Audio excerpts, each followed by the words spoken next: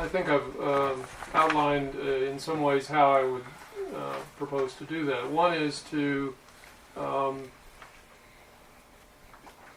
rely on, let's take the maintenance issue as an example. There are a lot of organizations in the county, Burns Motor Freight is one, but Snowshoe and the hospital and other organizations that have to maintain, the highway department, they have a maintenance schedule.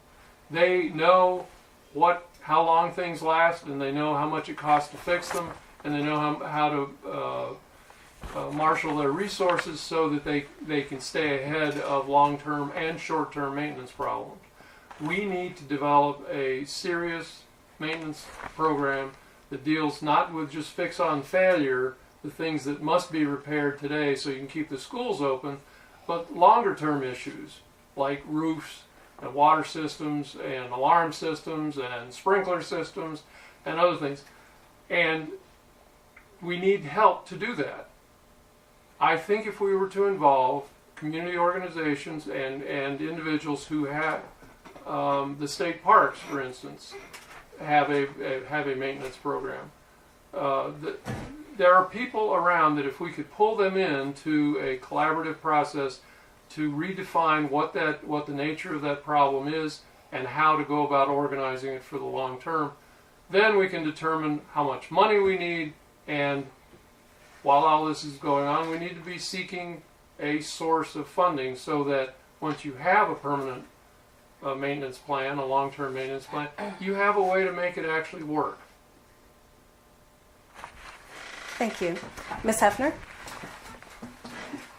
Well, I'm on board now, so I feel like, for the past 4 years, we've tried to rebuild the trust. I get told basically every day that we are trusted and that there really are no issues, only people trying to create issues.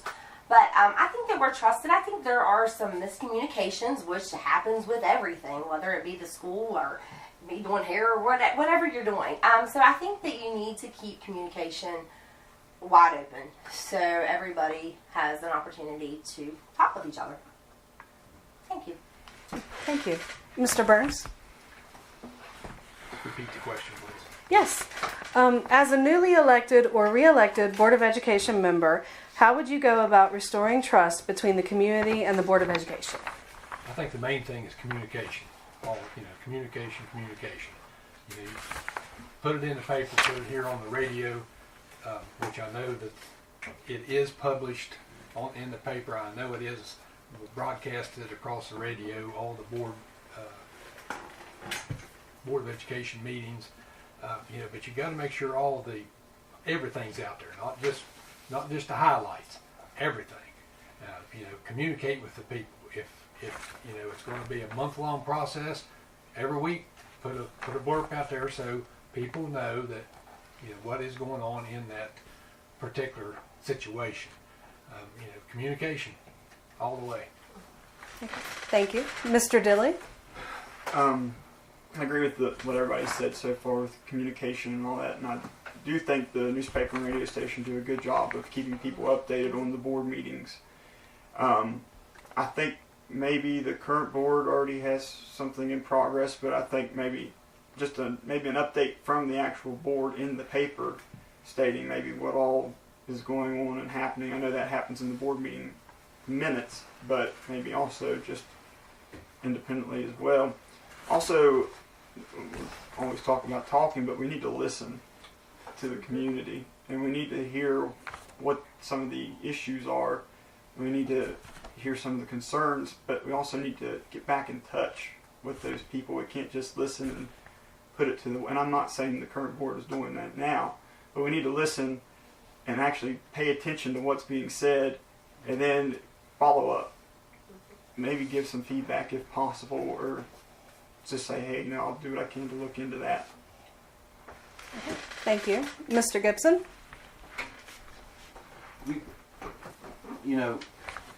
We've got to get people involved in the school system. We have a ton. We have good families and we have good kids, and some way we've got to get those people to interact with the board. I'd like to have the Board of Education meetings become so popular we have to have them in the gymnasium. There's so many people want to come. And then that way they would be part of the process and can send their message to the board and listen to what's going on. One thing I would like to do, if elected, is I would like to set up an info tent, if it's possible. I don't know if it is or not, but at these fairs and festivals we do all over the county, and receive feedback from the taxpayers and citizens, and have things there that they can see what's going on.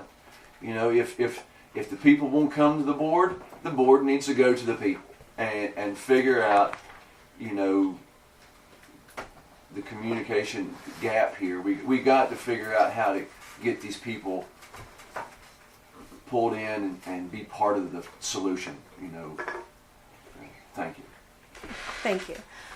Mr. Grimes. I think the current board does everything we can do. It's trust and honesty. And, I've talked to a lot of teachers. In fact, I get more calls from teachers than I do parents, and I think that's a good thing. It means, it used to be you would get a lot of calls from a certain number of parents, and after you've been on the board a few months, you figured out which ones they was. I don't know what we've done over the past 4 or 5 years, but that has stopped. But I'm talking about listening. I've listened a lot because I get a lot of calls from teachers saying, "What do you think? What do you think of this? Would it help if we did this?" I heard Mr. Miller talk about a maintenance plan, and we've had a maintenance plan for years and years and years because you've got to send in a budget every year and it's got to be approved by the state. But you can put $60,000 in a maintenance plan, and then something happens at Pocahontas County High School that's $75,000, and you're back $15,000 in the hole in your maintenance program. And that's what happens when you have 5 schools. You don't have any idea what freezer is going to go out, of what cafeteria, when or where, or the furnace is going to go out at Hillsborough. You can't run out and run a survey to find out what the public thinks every time you got to make a decision on the board. You and Mr. Walker's been to board meetings a lot. It has to be made. Now, you get the agenda 3 or 4 days ahead of time, so you have a chance to look it over. Board members can't consult on that. If it's a voting item, we can't consult on that. We got to wait till we're sitting in front of the board, in front of the public. State law prohibits going back just a second to talking about the school, the building in Mornington, the board office now. One of the big things that come into play in that was our flood insurance went up 25% a year over the next 5 years. We're going to be paying about $27,000 a year flood insurance on that building. Mr. Miller was there the night that our attorney told us that the insurance company wasn't buying any more garage doors.